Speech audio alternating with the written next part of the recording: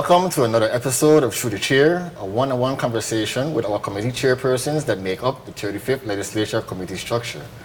Joining me today is the chair of the Committee on Budget, Appropriations and Finance.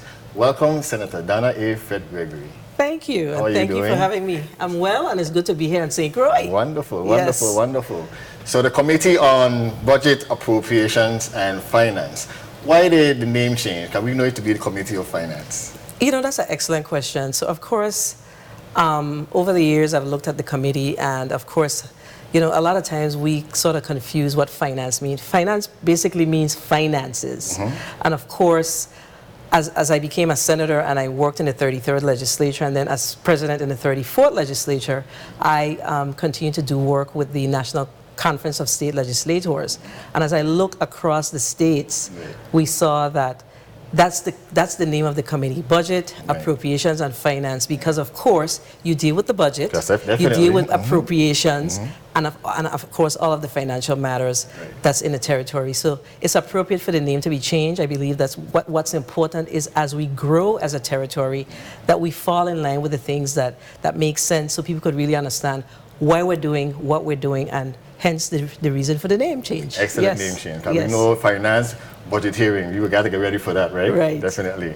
So who are the members that makes up the Committee on Finance? Oh boy, that's a tough question. Okay. The members that make up the Committee on Finance is Senator Marvin Blyden, Senator Novelli Francis is of course the Vice Chair.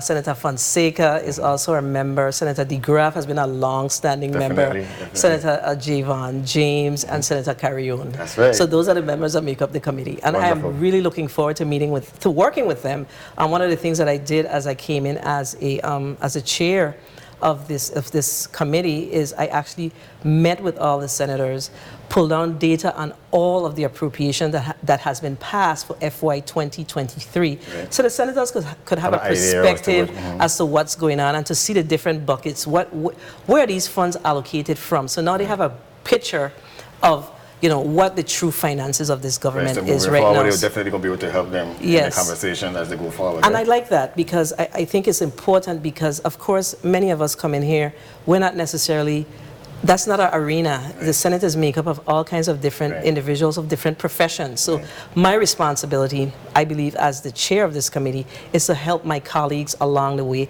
as we do this work in the 35th legislature. Yes. Agreed. So you had your first meeting. Yes. So you had, I know they were missing some of the stakeholders. So who are the stakeholders that you will be looking forward to hearing from when it comes to budget, appropriation, and finance? Well, of course, this is one of the committees that really touch every single government agency, whether it be semi-autonomous or autonomous, because of the nature of the work. Of course, the budget and the appropriations and the finance component. So we touch every single department and agency. So I'm really looking forward to them. And you know, the budget process is coming up.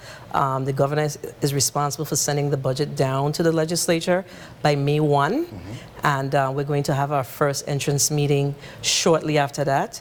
And then we're going to have a good run this summer with, you know, the work that we do in the Finance Committee.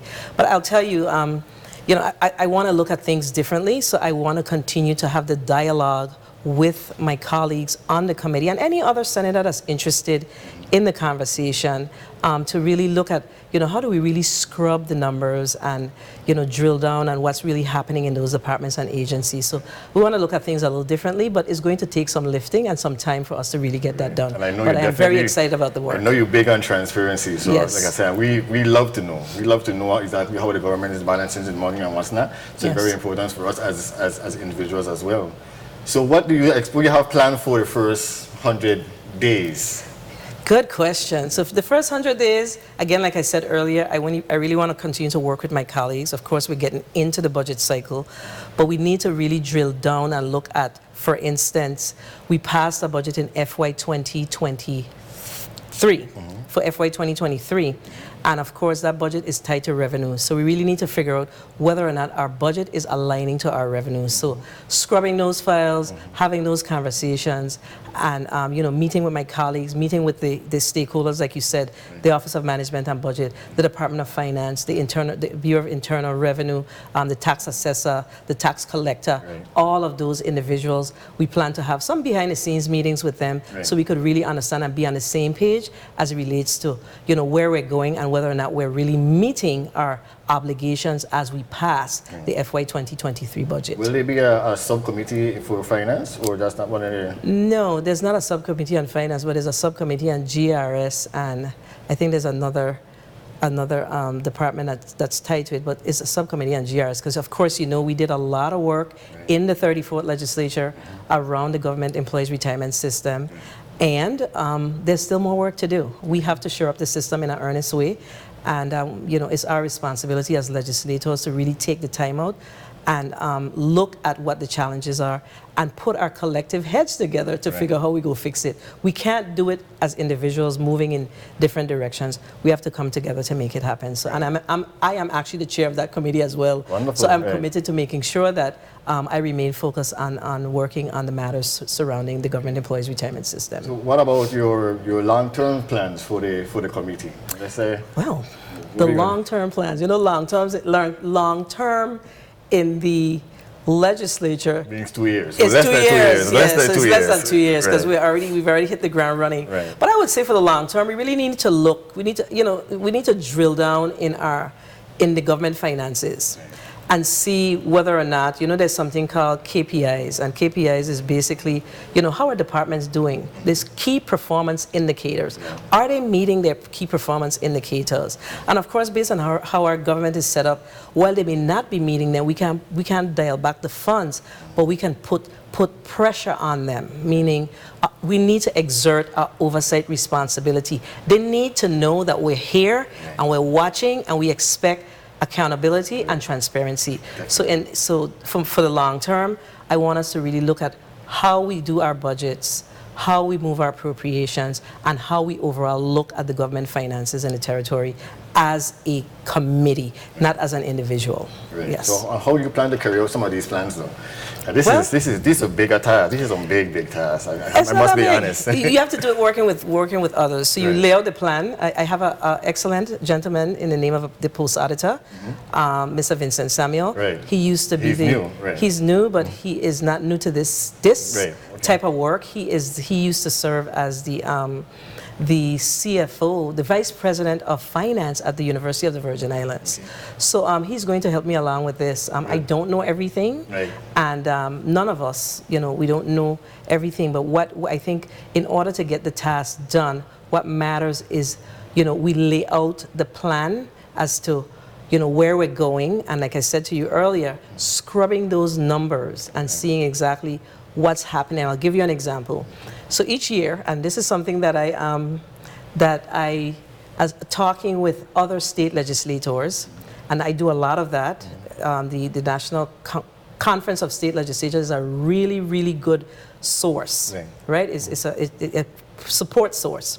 And, one of the things they do is annually, they look at their budget, they look at their revenues, and at the end of the year, they're able to true up their budget to determine, so did we meet the budget numbers? Did we not meet them? And if there's excess cash, you know what they do with their excess cash?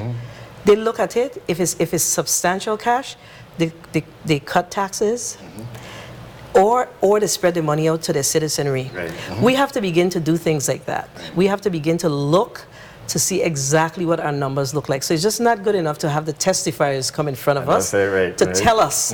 We also have to take some responsibility and do some of the, I call it boots on the ground work. We have to do some of the boots on the ground work to really understand it for ourselves and not take their word for it. So it's a task, but I am always up to the task because this is really good work. Yes. Okay. So does your role now as the committee chair, how does that affect you every day being a senator now? Because that's like I said, the Committee on Finance, we know we got to go through the budget hearings.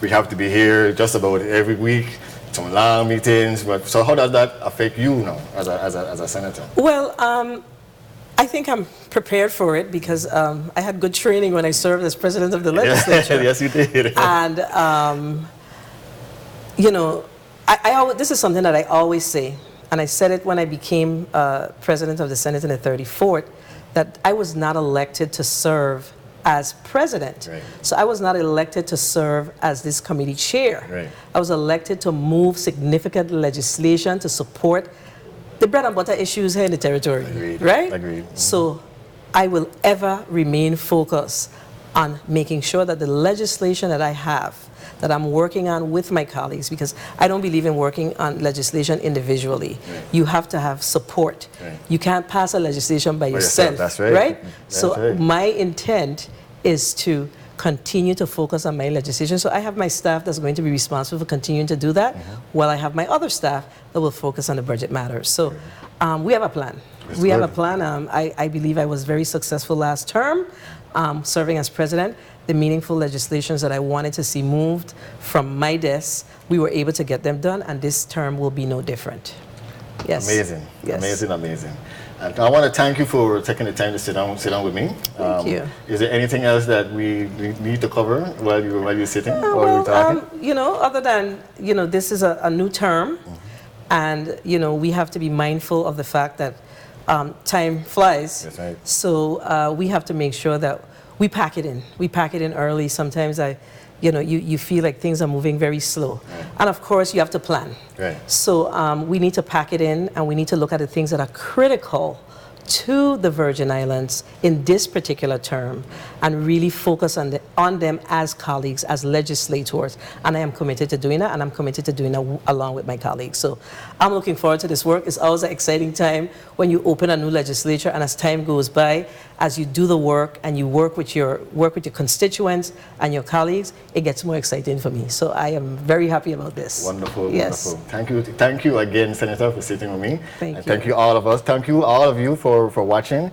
This has been another episode of Through the Chair, and always a good conversation. Thank Appreciate you. Thank you so much, Thank you Senator. so much. Thank Alrighty. you. Are great. Have a Thanks. good one. Appreciate you.